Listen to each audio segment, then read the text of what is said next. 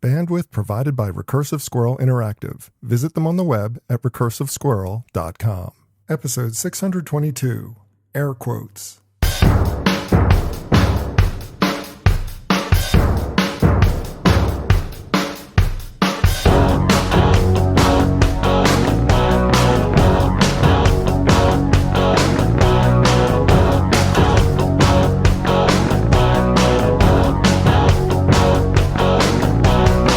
For Monday, February 1st, 2021. It's time for this week's edition of the BeanCast, a weekly discussion about the news and issues facing marketers today. I'm your host, Bob Norton.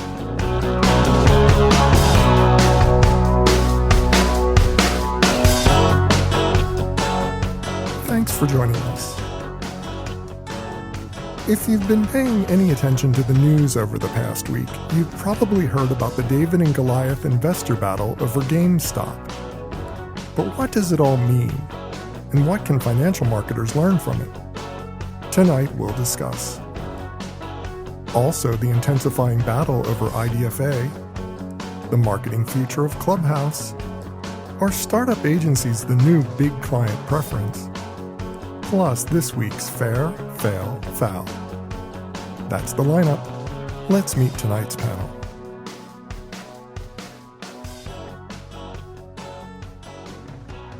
Thanks for joining us for this week's BeanCast. I'm Bob Norp, and with me on the panel for this evening, we start with the Chief Brand and Experience Officer at Gale, Mr. Winston Binch. Hi, Winston. Hey, Bob. Good to be here. Nice to have you on the program. Now, also with us, we have the founder and chief consultant of the Idea Integration Company, Mr. Saul Colt. Hi, Saul. Hey, Bob. And finally, completing our trifecta of chiefs this week, we welcome back the Chief Marketing and Brand Officer at GRK Fresh Creek and board member at Mashburn Enterprises, Mr. Jonathan Sackett. Hey, Jonathan.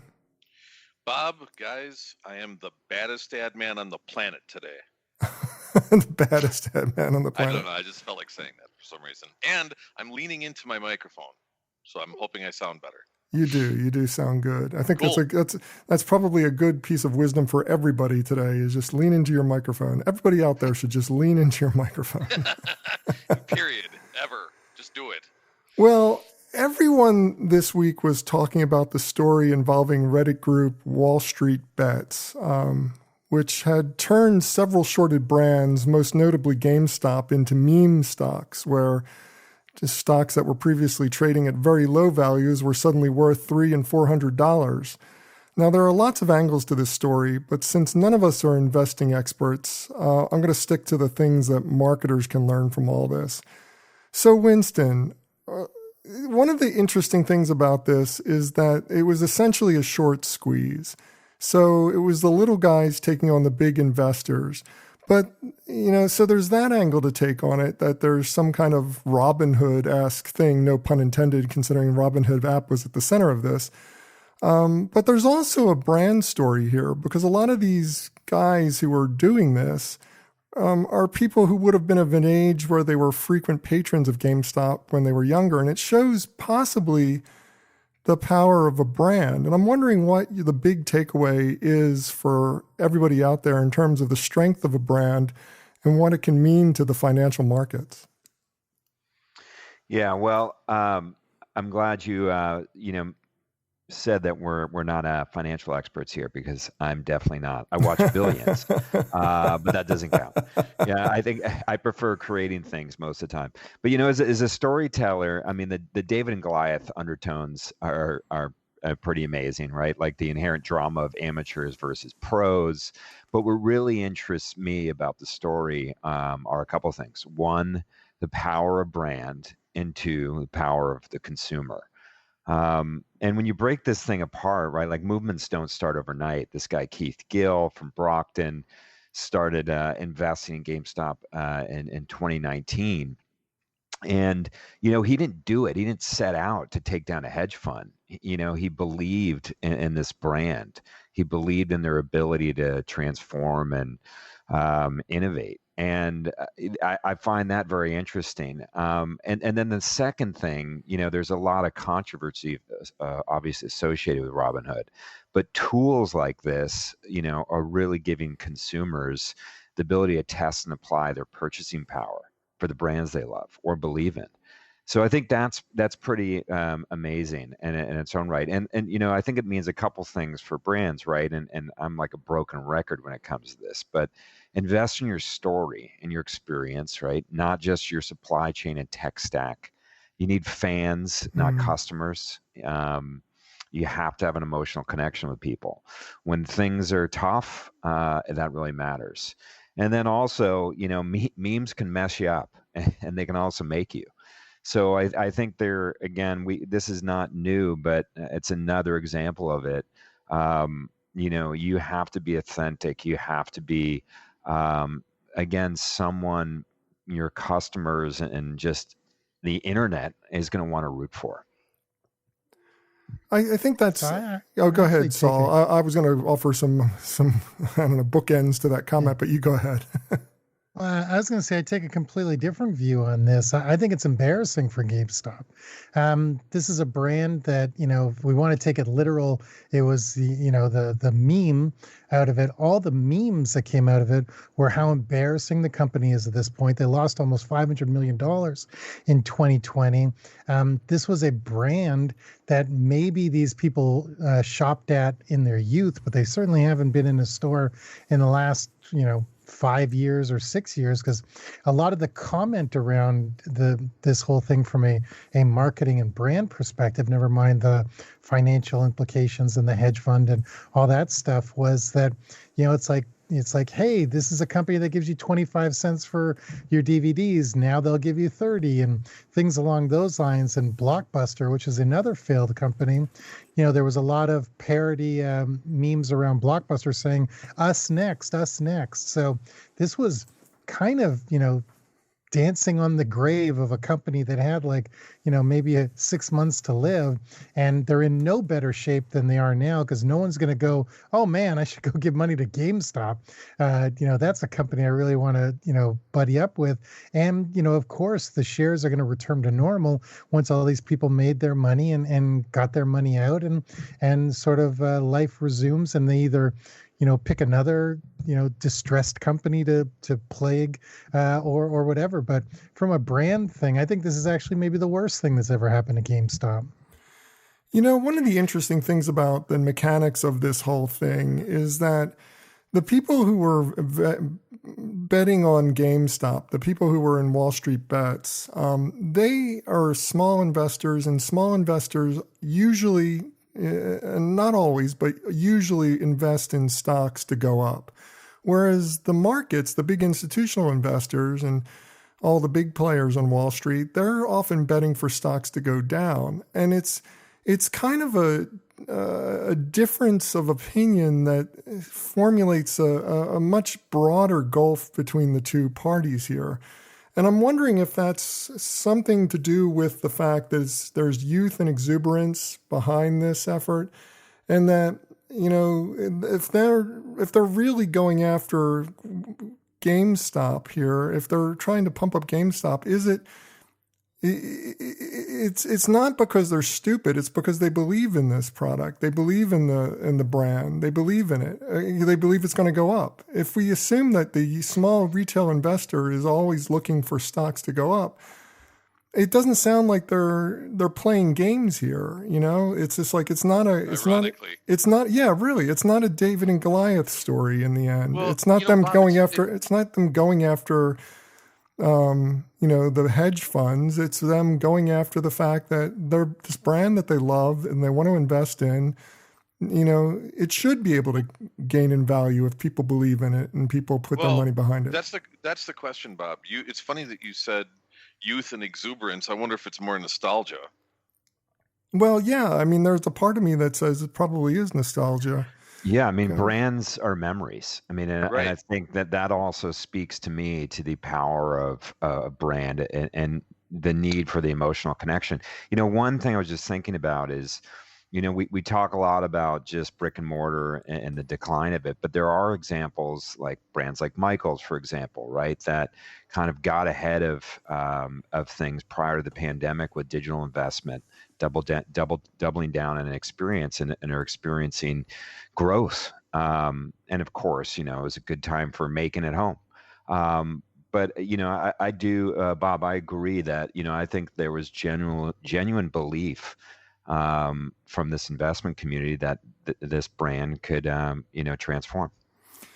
And maybe it got into a runaway train fiasco at some point. Maybe it did go crazy and the value got pumped to an abnormally high level. I mean, nobody expects that GameStop is the same value as Delta Airlines, even though Delta's going down as well.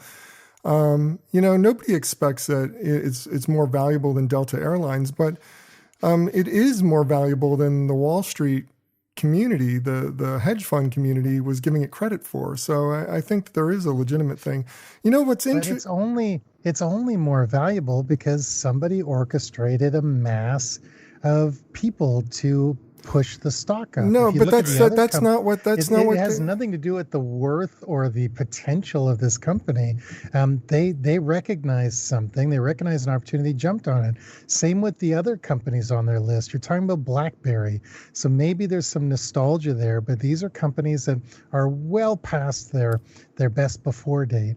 I don't remember what the third one on the thing is, but AMC I Theaters. think you could have shot a dart against the wall of a ticker and said, well, let's just mess around with that stock today, because they had enough people and the commitment on these people was so low. It wasn't like they were asking people to invest hundreds of thousands of dollars. Some people were buying 3 shares, 4 shares, 5 shares. It was just they had so many people from this herd mentality that they could completely manipulate it. And I believe they could probably do it over and over and over. And that's probably the plan they're going to do. It was interesting to see the big short guy, Michael, whatever his name is, I can't remember his last name, starts with a B.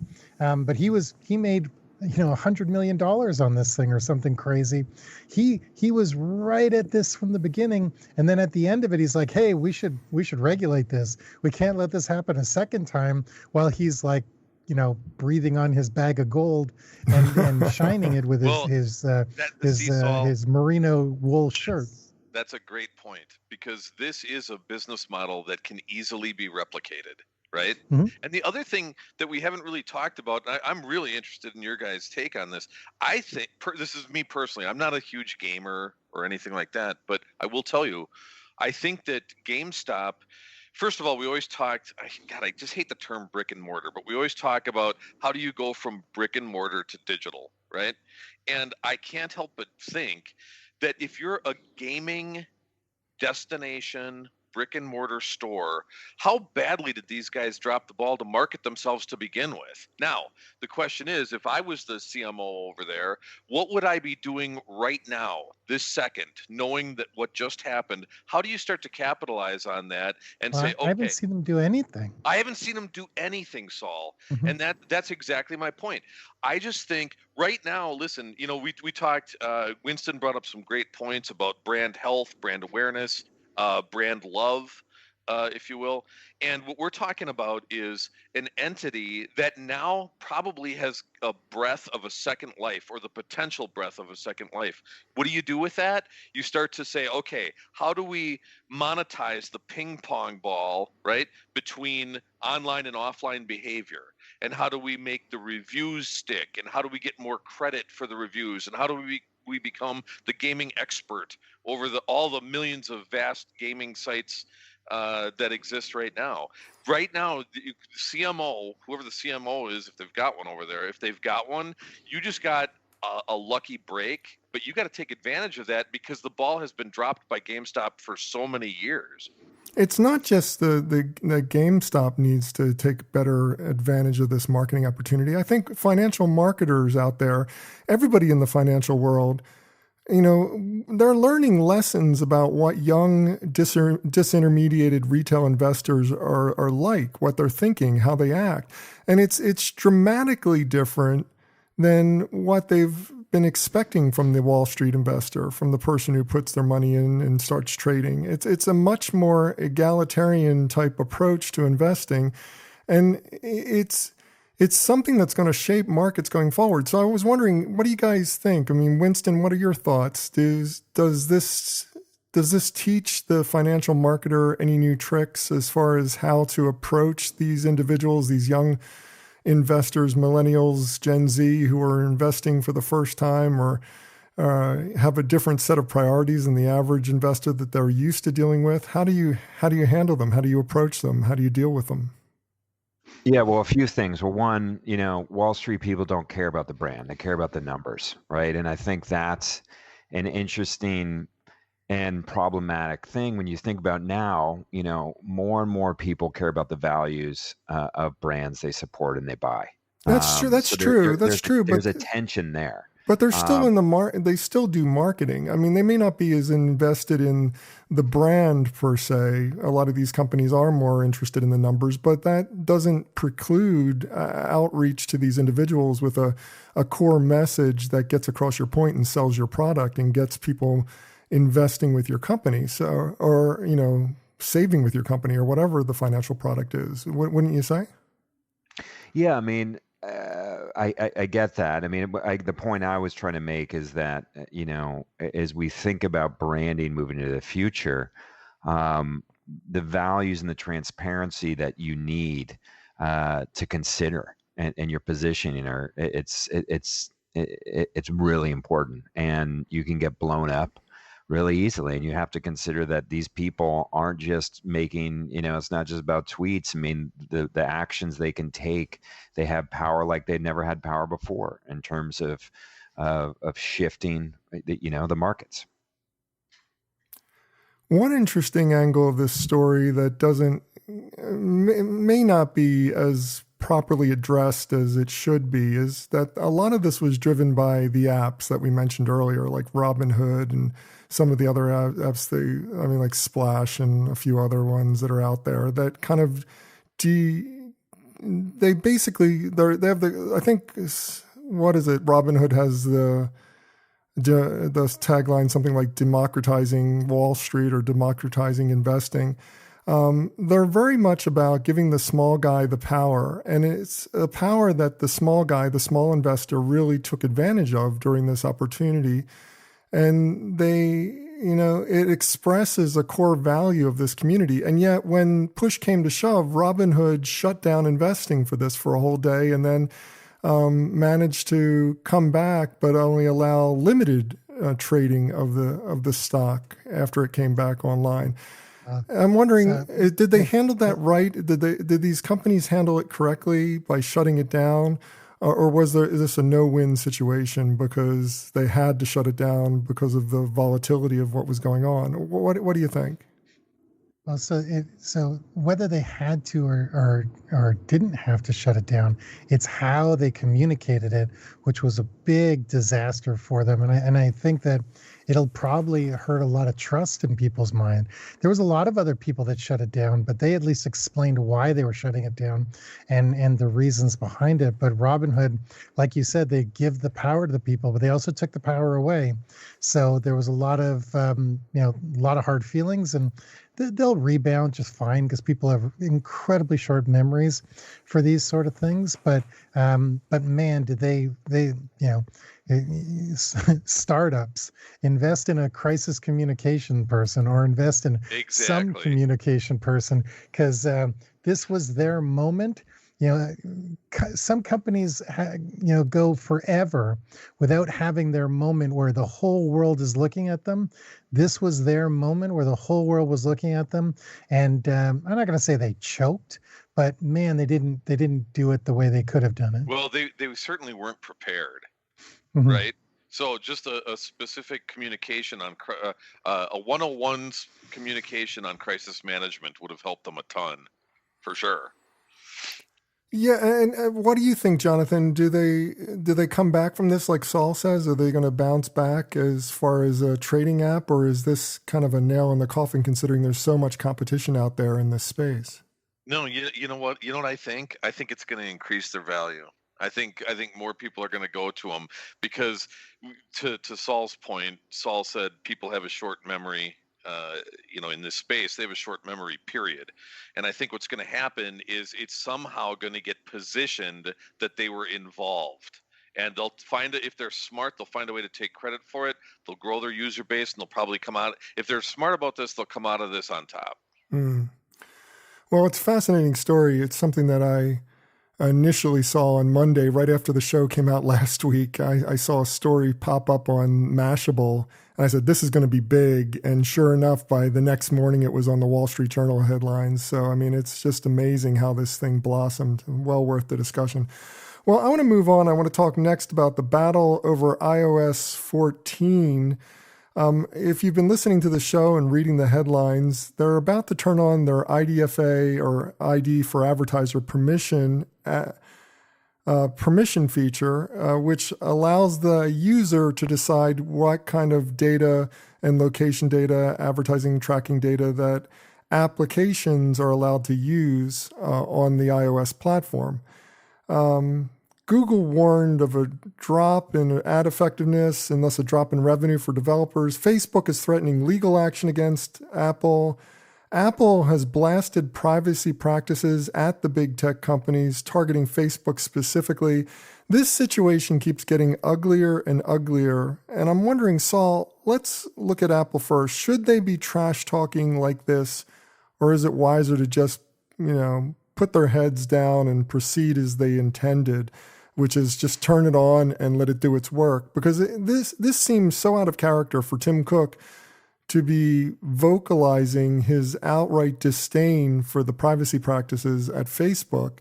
Why take that tack? Is it smart for them? So to start, this is example 3,163 on why you shouldn't build your entire company or your entire marketing plan on a platform that you don't own, because things always change and brands scramble. And second, I'm just putting it out there that this is why, people roll their eyes and turn their nose up at word of mouth and traditional advertising. But this is why these things have sustained all this time, because, they always work and they're always there. Lucky for your listeners, this is kind of what I do, and I happen to have an opening for one client. So if you, if you find yourself out of the way of marketing your company, this isn't the shameless plug part. Here's what Tim Cook's trying to do. He's trying to be the people's champion. At his most recent comment that I read, and I'm reading this so I don't get it wrong, but he said, as I've said before, if we accept as normal and unavoidable that everything in our lives can be aggregated and sold, we lose so much more than data. We lose the freedom to be human. And yet this is a hopeful new season, a time of thoughtfulness and reform. He also said, if a business is built on misleading users and data exploitation, on choices that are not choices at all, it does not serve our praise. It deserves reform. This is literally the polar opposite of any other big tech CEO. And whether he believes it or not, why would anybody want to emulate Facebook or Google right now while the government is circling and trying to shut these people down? He's definitely separating himself from these other tech companies. And, it's common knowledge that Apple has just as much info on its users as Google or Facebook, but they position themselves as a friend to the consumer and not a place to sell ads and be exploitive.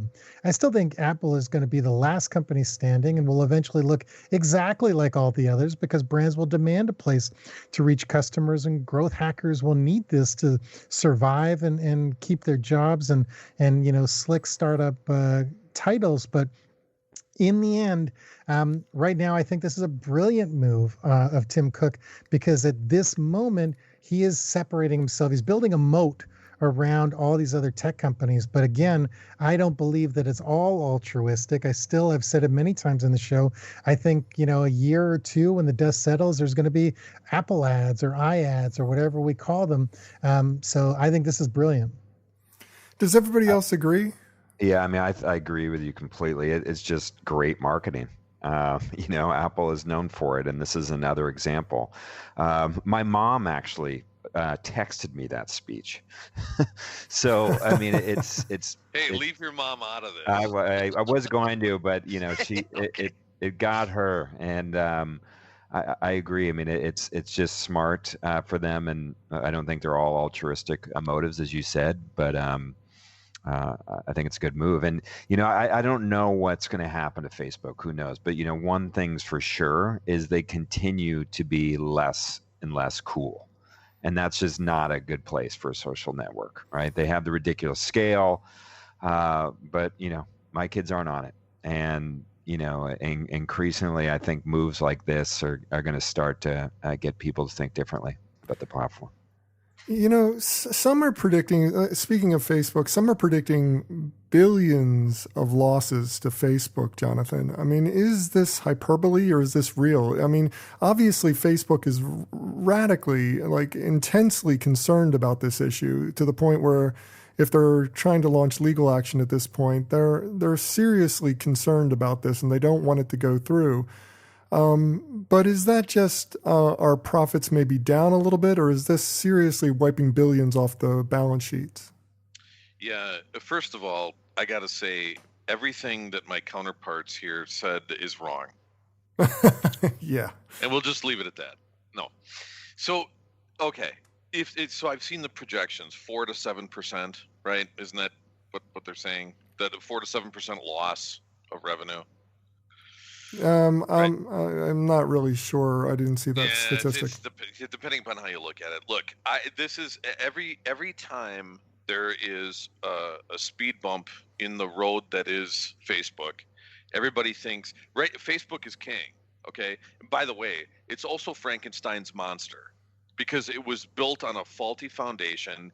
You try to get customer service from them. I mean, over the years, we've had clients spending millions and millions of dollars with Facebook, and we still can't get customer service. Okay, so let's set that aside. I think it's a good point to say. I think it's a good move with what's going on. I think Facebook is not going down for a while yet. I think it's really interesting too that we say, look, kids and youth aren't on Facebook as much as the rest of us are who grew up with it. So they've got problem after problem after problem. I don't think Facebook is going to take a dive for another good 5 to 10 years at least. Now, if this goes through and if they do take whatever it is, 2, 4%, whatever, they can still do contextual data collection and things like that, which is not as good. But the average marketer out there would take any data. A good marketer is going to take contextual data just as well as they're going to take actual data. So they're still in the running. They're still doing fine. The problem that they're going to have moving forward on everything is that, like I said, they built Frankenstein's monster. And what happens is if you keep adding more tape to that ball of tape, pretty soon the functionality is going to suffer, the user base is going to suffer, and all of these other social media platforms are going to get the opportunity to take off. Well, in that vein, there's also the fact that there's already growing skepticism over Facebook. That's been growing for some time. A lot of people are abandoning the platform. Not enough to truly damage them, but it's just like it's a trend that could continue to grow. And then you've got this issue of, you know, them kind of being on the wrong side of history in terms of the types of privacy levers that they're providing to their users. I mean, they're not. Well, that's it, Bob. That's a great point, and I don't want to lose that thought because they are positioned to be the global leader in establishing privacy. Right? Establishing privacy practices, establishing best practices, and instead they've hid behind the tree. And you know that as well as I do. They are just as bad as the federal government at privacy, but yet they are given the opportunity and handed the magic wand to do something about it, and they're not. You know, we always. The other thing. Go ahead. Well, Saul. just one more thing, Bob. Just playing off of what you said, that you know, would anybody notice? Or I don't remember exactly what you said. I just didn't want to interrupt you. But one thing no one said is, so they lose $1 billion because of this. What is that? You know, a month's worth of revenue? Like it's 2 weeks. It's a lot of money when you say it out loud, but comparatively for them, it's a parking It's a blip. It's a blip, yeah. Like it's like I'm not even sure anyone would sweat about it.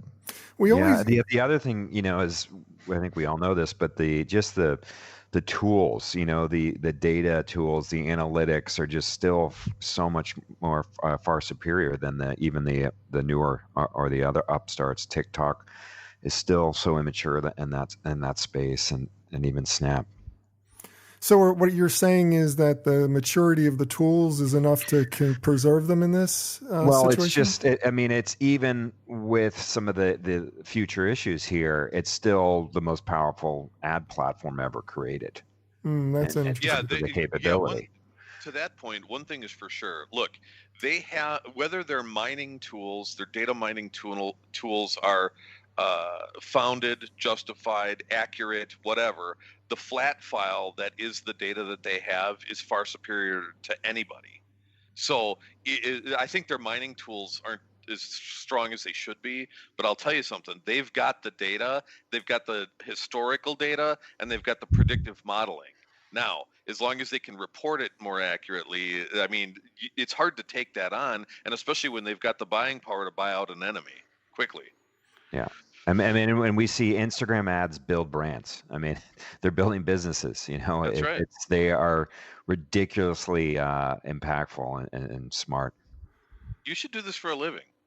Hey, maybe good idea. Hey, that's too hard. I don't want to. Yeah. Hey, one thing I haven't seen anybody mention, are we using Facebook as the umbrella, or is this just Facebook and not including Instagram? Because Instagram is really where, a lot more people are spending time and energy on advertising and things like that. So I haven't seen the word Instagram printed in any of these articles. So I'm curious if we're talking about the halo or just specifically one platform. I think Facebook is going to extraordinary lengths right now to make sure everything goes through one ship, because it's like everything's under the Facebook umbrella. Right. They've rebranded everything as from Facebook, because they want to prove that this is a company that can't be broken apart. And I think that's where their focus is. So I wouldn't read too much into that. I think Instagram is totally on the table here and one of the biggest concerns of them. I'm wondering, though, in terms of the Facebook brand, we always get to this point in the conversation, and I have to posit, is the brand being damaged? Is it being damaged in any substantive way? And I'm not just talking about the consumer brand, the way that consumers, users actually view this platform. I'm talking about it with advertisers as well. Are advertisers getting more skeptical of the platform just because of the... I'm going to throw something out, and you two can jump all over me. I don't think Facebook has a brand anymore. I think it's a utility. It's the power company. It's electricity. I don't think people think of it any differently anymore. Like it's become so ubiquitous that it isn't a brand anymore. But feel free to jump all over me. How dare you? How dare you say that? I agree. Yeah, it means many, many things. It does. It's funny that it's become. I'm sorry, I didn't mean to cut you off, but it's funny, Saul, because it's become more of a utility than it has a brand. Now, when you say, now again, it's different to talk to a consumer than it is to talk to a marketer. The three of us are marketers. If you talk to me, it's about utility and data. But if I put on my consumer hat and I'm there, it is not what it once was, which was a social networking platform. Mm-hmm.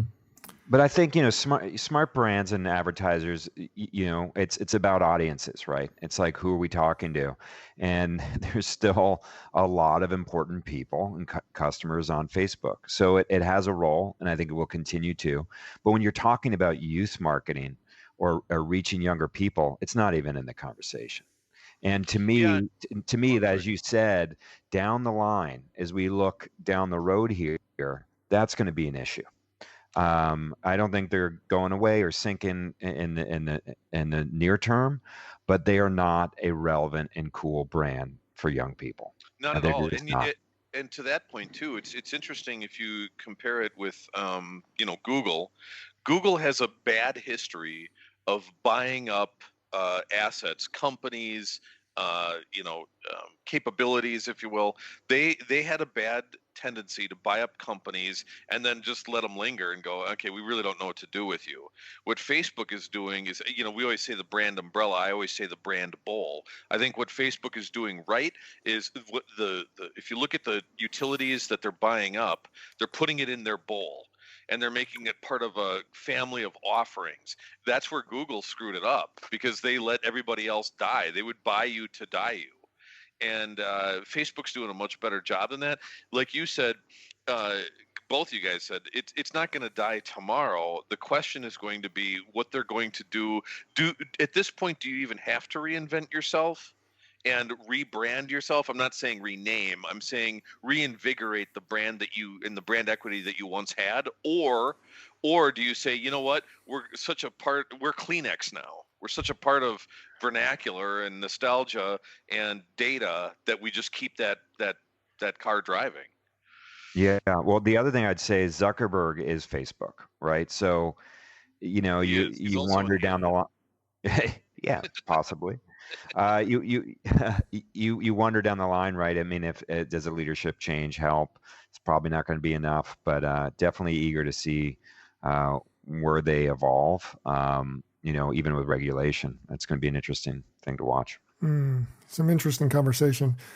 Well, I want to move on to a topic that I've tried to avoid for several weeks now, but finally the press is starting to examine the potential marketing opportunities on Clubhouse. So here I am, ready to discuss a new social network. Jonathan, first, what are your impressions of Clubhouse? And second, what are the most interesting opportunities for marketers to pay attention here?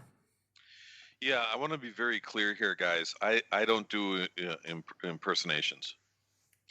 Okay, well, what does that have to do with anything? Okay, all right. So I have to tell you, and I'm dying to get in this conversation, and Saul, particularly with you, because I've known you for a while. So I've been on there. There's a behavioral scientist who's in our network, and her name is Dr. Shetha Chakraborty. Okay, and you may have seen her. She does all this climate change stuff. She's got stuff with the federal government and whatever. So she had invited me to that. I went in and I listened to a couple of things. Saul and I were talking prior to the show that this is reminding us back in the day of the 1-900 numbers. And I got to tell you, I think, look, it's taking off. I've seen assessments at $1 billion. Look, I think it's a good idea to be able to hear actual voices. I think it's an interesting idea to actually be able to build cumulative knowledge. And, I can jump into a room on tech. I can jump into a room on advertising. I can jump into a room on global warming, whatever I want to do. And I can hear supposed experts talk. Now, they've had a lot of problems. They've had problems with monitoring. I'm on enough conference calls a day, and my cell phone gets enough alerts from all my other apps. So to me, I look at this as a flavor of the month. I think it's an idea that took root because of COVID. I think it's working in the short term. But I think that if they're going to take advantage of the opportunity to expand, what they're going to have to do is say, okay, how do we monetize this? Because right now there's no monetization. It has a function, but even a broken clock tells the right time twice a day. So what I think is you can start to get into monetization on polling. Now, if you guys, I don't know how familiar you guys are with like Watson and things like that. There's a lot of speech to text technologies out there that can quantify tonality, vernacular, word clouding, word propensity. There's a lot of data that could be mined, shared, sold. And then there's the easy way to monetize it, which is basically here's a sponsored page, the Coca-Cola page for Clubhouse or whatever. Those are the easy things. I think the data for these guys is the real opportunity, but it is a community 1-900 number, and it's a stage for people to shout, their greatness in their, Can I ask a question about one thing you were saying? You're saying in their area of expertise. Yeah, but you're saying that the big play is for the data that they're collecting, but it doesn't seem that they're collecting much data beyond what everybody collects. It's not. They're not because. That's true, Bob. But the thing is that if you use a good Watson type tool, you can get tonality out of it where you can't necessarily get that out of text. Yeah, but you need recording of that, and these sessions are not being recorded. They're being streamed. I think they are. No, they're being streamed. They're not. not. They're not archiving at all.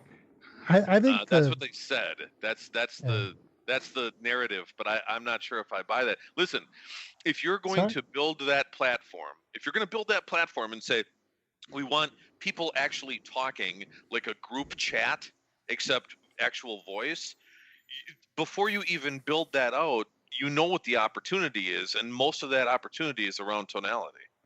Yeah, so let me take a different approach. I think that so just to play off of a couple things that you said, Jonathan, I agree with a lot of what you said, and my experience has been so far. I was in for a couple weeks and decided this wasn't for me because the only things that I was getting hit over the head with was, people to sell, I'll call it snake oil. So, I know you're using air quotes when you say subject matter expertise. But, I'm sort of fatigued by all this next shiny thing, and everybody goes there, and then it kind of dries up. So I was invited by Joseph Jaffe, of course, friend of the show, to be on a panel tomorrow talking about brands and Clubhouse. And it was supposed to be me, Joe, and two other people. And I didn't really pay attention to the email chain. And I looked at it yesterday, and now there's 9 people who are on the panel. So I just sort of wonder, if anyone's going to get to say anything, because I think it'll just be Joe and Mitch Joel, shouting at each other, and everyone else will get the crumbs and stuff like that. But you know what? That's a great point, Saul. But that's what it's evolved to in such a short amount of time. Let's not go there. So here's the value I see in it. And everybody's trying to be a know-it-all there when it really should be used for status.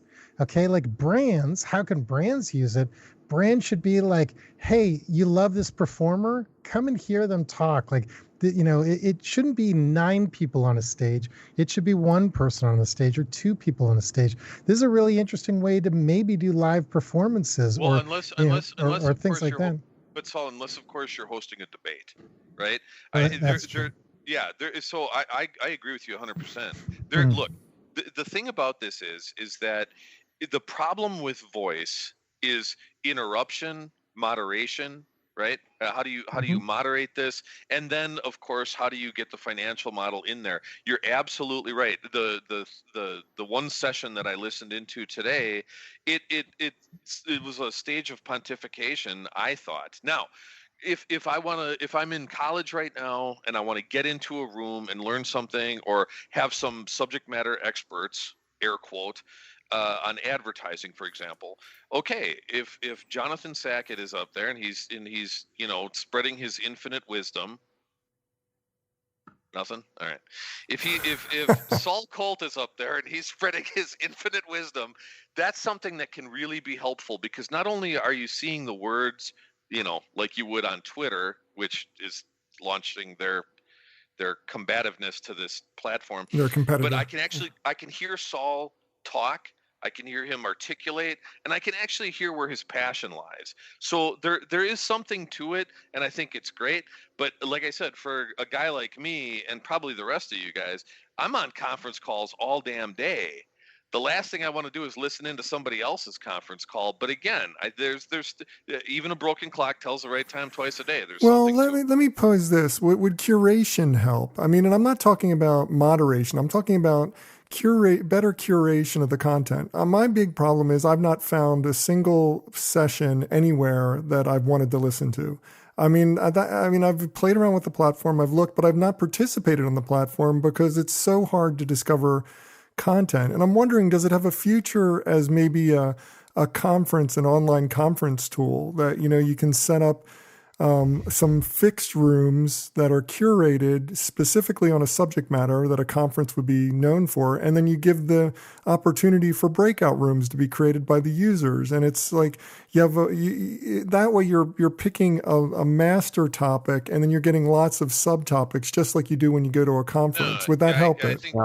I think it's and then you could charge for that service. No, I get it. And listen, there's many ways to monetize this. One of the ways in which is you take the platform or the technology and you allow companies to integrate it with their IT, so that you can have an IT breakout, you can have whatever, and then you can have cumulative knowledge built because Harley Davidson and Kohler and McDonald's all share a same backbone.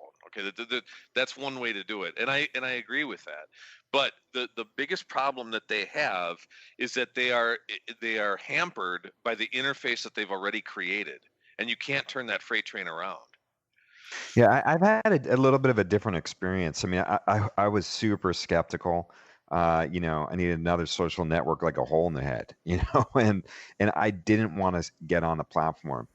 But I got invited by, we all did, right? They launched, they're launching the kind of Gmail, right now, the Gmail beta strategy, right?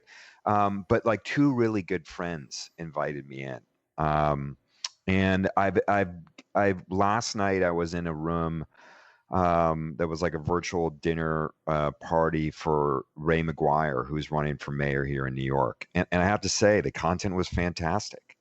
And then the other one I was around the outdoors, and it was like what's going on in the outdoor world, from skiing to surfing to rock climbing. It was very loose, but everyone was really respectful. They actually listened. I also heard another one, I think, with Jimmy Chin, which was an interview. So I'm actually intrigued by the possibilities. Party Line, I think, is a great analogy, but it also, to me, it's interactive talk radio. And I love audio from a storytelling perspective. Agree with many of the comments about the interface.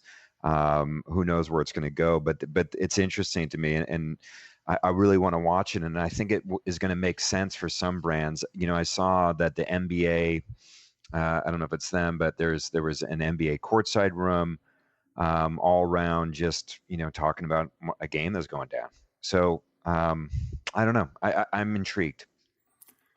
Yeah, I see the opportunities there, and I'm not completely dead on the platform. It's just that I feel so disappointed that it's so hard to find good content there. And I guess I've played around with the settings in terms of what kind of interests I have to try to surface better stories, but I just end up with a million rooms that say, learn how to get rich quick, or, waking up your spirit every morning. You know what I mean? It's just like, I don't need more of that. I get enough of that from social media. I don't need that. They somebody there had contacted us, particularly for Jamal. And they wanted, not that they wanted him to moderate, but the people I talked to over there said, well, what if we set this up and Jonathan, you could be, so they were talking about almost creating, silos of content in a better way. Well, the problem is you're empowering people to create your own rooms.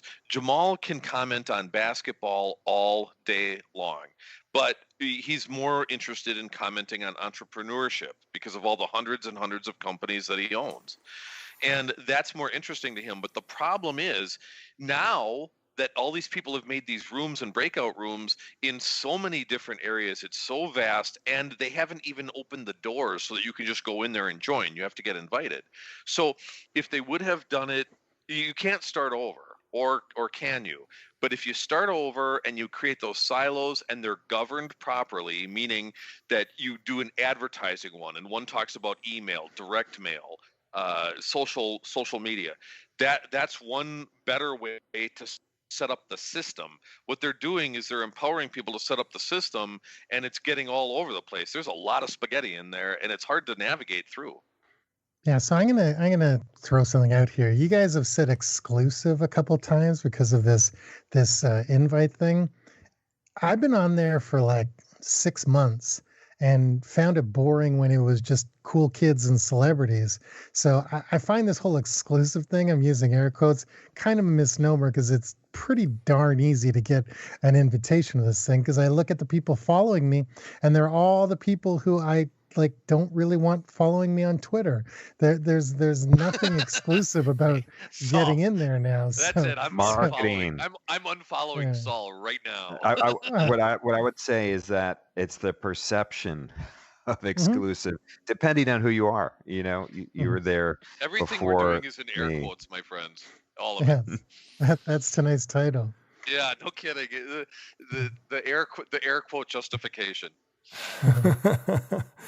Well, I got one last topic I want to cover real quickly. I've been doing this show for a long time now, and I've seen several pendulum swings between everybody wants, all the big companies want to hire big agencies with global footprints to suddenly we want to work with a whole bunch of small agencies and startups.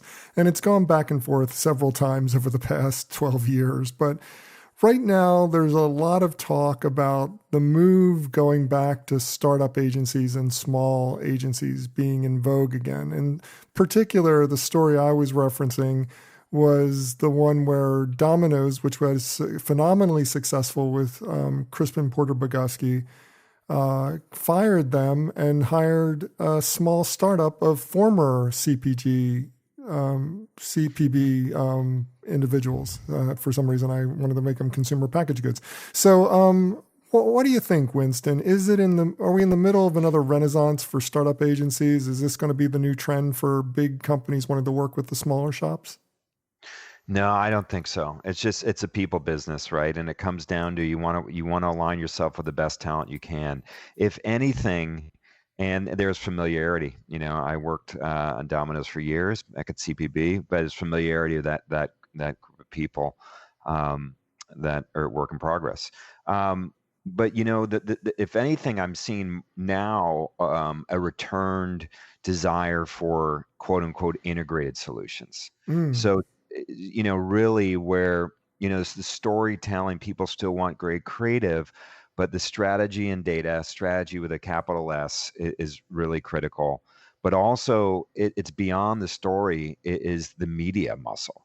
And being able to be a one-stop shop, so to speak, that feels like it's coming back.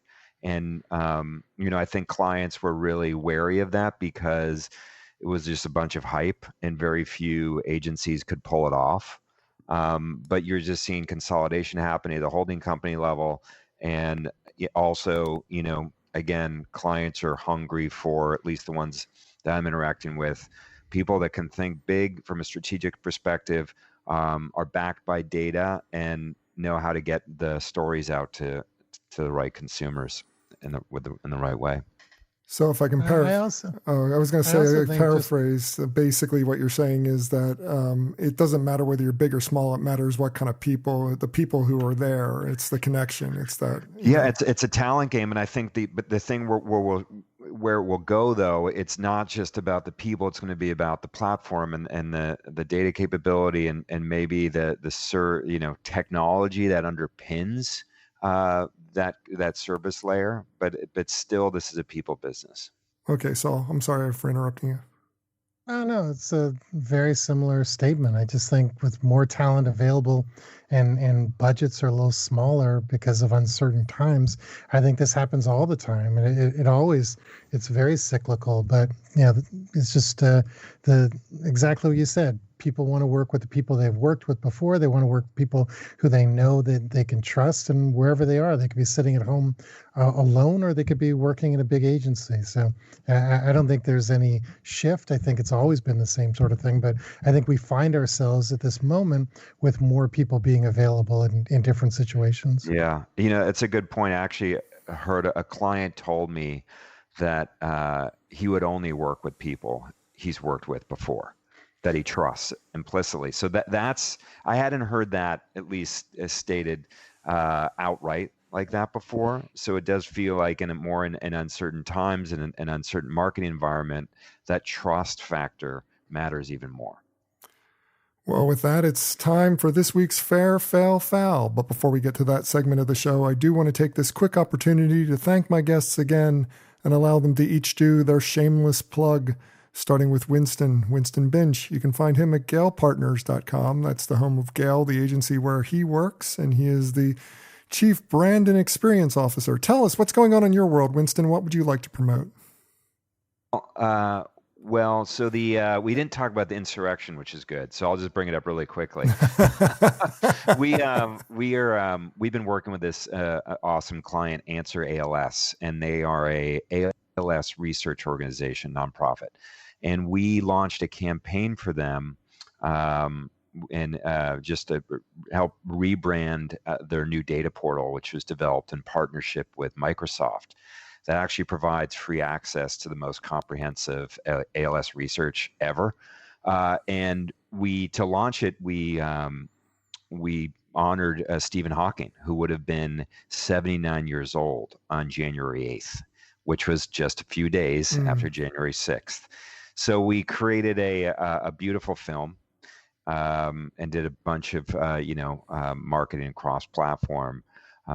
But really just trying to get the word out about this awesome new initiative. And there's over, I think, 250,000 ALS researchers in the world, and this data has never been compiled. There's 1,200 participants, patients, data on this platform. And really, this is just about getting it out to the right people to help find solutions and cures to these diseases. That's really amazing. That's really cool. So you can check it out on our LinkedIn, Gale Partners on LinkedIn. Yeah. Fantastic. That's great. I encourage everybody to check that out. Now, next up, we have Saul Colt. You can find him at theideaintegration.co. That's co, not com. So theideaintegration.co. Tell us what's going on in your world, Saul. What would you like to promote? Well, it is actually .com. It is .com. Okay, yeah. Never mind. So ignore me. I'm sure I own .co as well, but go to .com just in case. So hey, mine's not going to be as heartfelt as Winston's, but here we go. We're a year into the pandemic now, and guess what? Trade shows are not coming back, at least this year. So trade shows were a major opportunity for a lot of companies. And while some shows are going virtual, I don't think they have the same impact. I would never recommend anyone sponsor a virtual conference. You're not going to get the same, same results. People just don't know what to do right now as far as getting those leads, getting brand awareness, getting those contacts. But guess what? I do. And I happen to have room for one more client. So reach out to theideaintegration.com, C-O-M, if you want to chat. Also, as a quick aside, if you've ever met me in public or seen me online, you know that I usually wear a jacket with my face on it because I'm gross that way or cool that way, depending on how you look at it. But I decided to basically give away one of my jackets on Instagram. So if you want a chance to win, head over to my Instagram page, instagram.com/Saul Colt, grab an entry and get a chance to win a jacket. That is all. If you are out there in marketing and don't own something with Saul's face on it, you haven't lived your life enough yet. So definitely enter this one, and maybe you'll get something with Saul's face on it eventually, whether you win or not. Well, last but not least, we have Jonathan Sackett. You can find him at grkfresh.com, also at mashburnenterprises.com. But tell us what's going on in your world, Jonathan. What would you like to promote? First and foremost, as always, I want to promote this show. Bob, you're one of my best friends.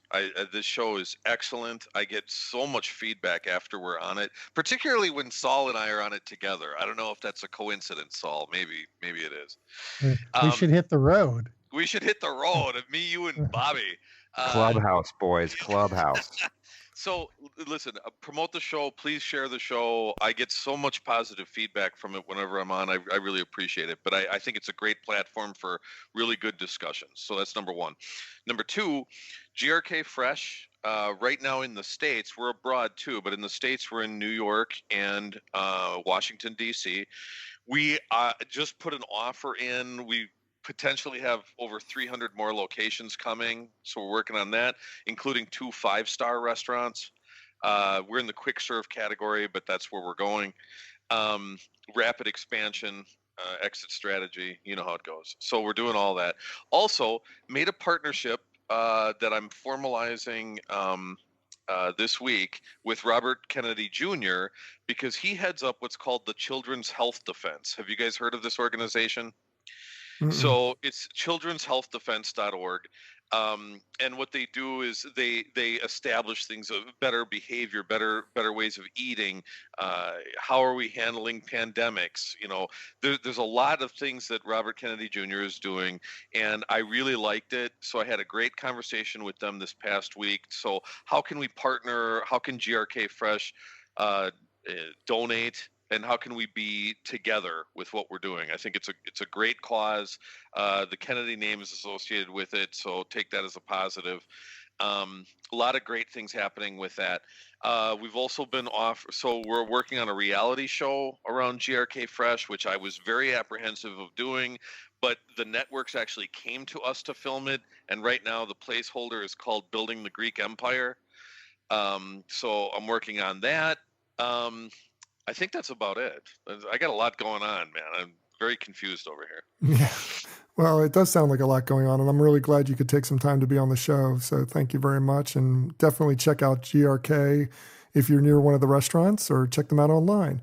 As for me, for more information about me or the show, visit thebeancast.com. There you can find a complete show archive. You can find out how to consult with me.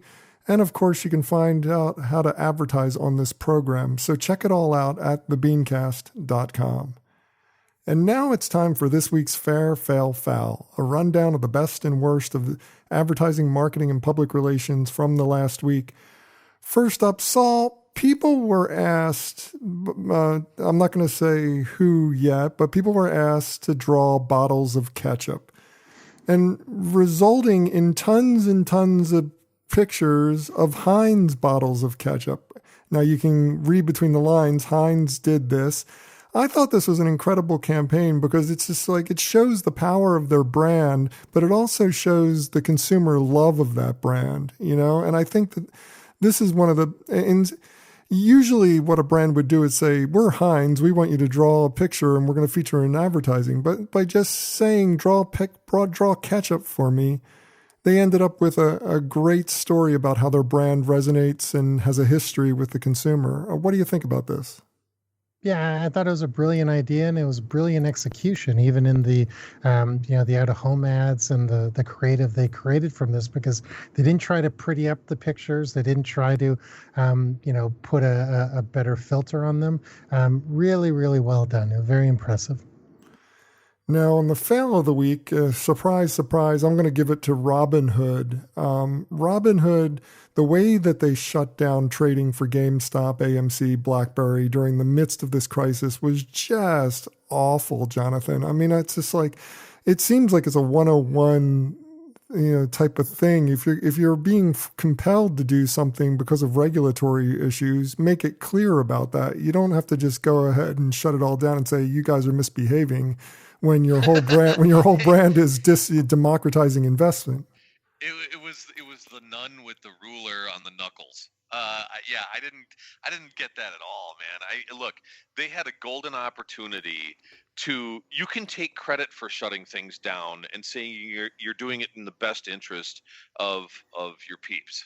You know, they had a golden opportunity to do that. Their communication, I would assume somebody's getting fired over this. But I don't know, man. I think they had a golden opportunity to take credit for something. Instead, they just shut it down, which was ridiculous. Yeah. It's just so, it doesn't make sense to me.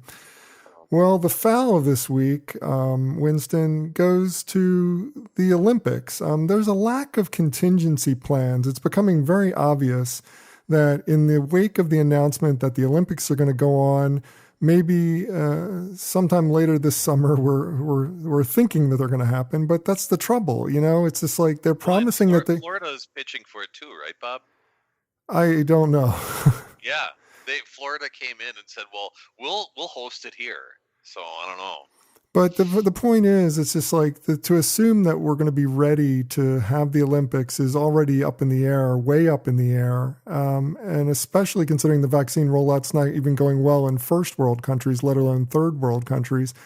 How are you going to have the Olympics this year? And if so, how can an advertiser at this point, Winston, commit to the Olympics without them having some kind of contingency plan lined up for advertisers and marketers?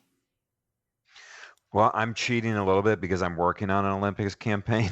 Okay. But, uncertainty is life. It's business. It's marketing right now. So have a plan for it. I mean, it'll be interesting to see what happens. But, you've got to think, got to plan for the unexpected these days. This is an enormous opportunity for certain brands because, first of all, sports without fans is silly to begin with. But Olympic sports, when you're not even getting paid, forget it. But that aside, the brands that should be all over the Olympics are Miracle Whip, Jiffy Peanut Butter, and Trojan brand condoms because it's obviously going to be a super spreader event. So they should capitalize on it. Did you get Trojan and spreader? Sometimes I need to explain this stuff to people. taking the BeanCast to X-rated content. Saul Colt, ladies and gentlemen. That's an interesting point of view, Saul. I think it's also that Mike Tyson infamously once said, "Everybody's got a plan until they're punched in the face." Well, the truth is, look, is this Olympics happening or not? If you don't serve up a contingency plan, they're shooting themselves. That's ridiculous. You got to look, is it going to happen? I doubt it that the Olympics are going to happen, but if they do or don't and people are offering up money, what are you going to do with that money and how can you still deliver on something? That's hard. That's a hard contingency plan, but let's face it, to your guys' point, everyone has a plan, then you get punched in the face. There's going to be a lot of punches to come. Well, have a suggestion for this list or just want to discuss it? Comment online. Use the hashtag FairFailFoul. That's #FairFailFoul. And that does it for this week's show. If you'd like to subscribe to this podcast, visit our website at thebeancast.com and click on the subscribe link. If you're an Apple Podcast listener, we've also provided a direct link to our listing there, or just search for the BeanCast in the podcast directory on the Apple Podcasts app. And whichever podcast directory you use, when you subscribe, please leave us a review. Got a comment? Have a question? We'd love to hear from you. Just send your emails to beancast@gmail.com. Opening theme was performed by Joe Seibel. Closing theme by C. Jax. Thanks for listening. I'm Bob Norp. We'll be back again next week. Hope you'll join us then.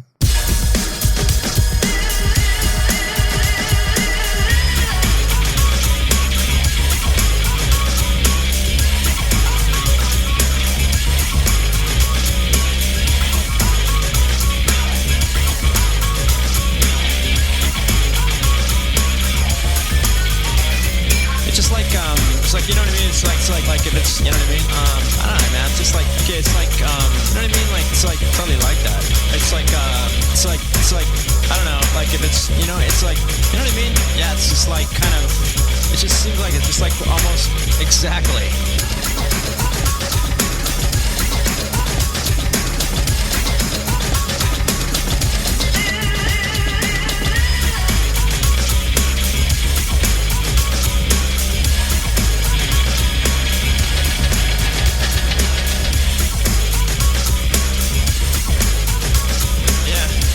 It's like exactly. Yeah.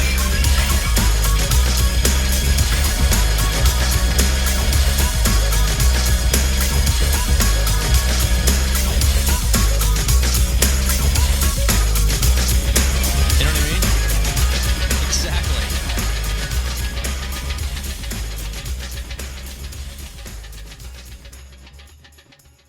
Cool beans.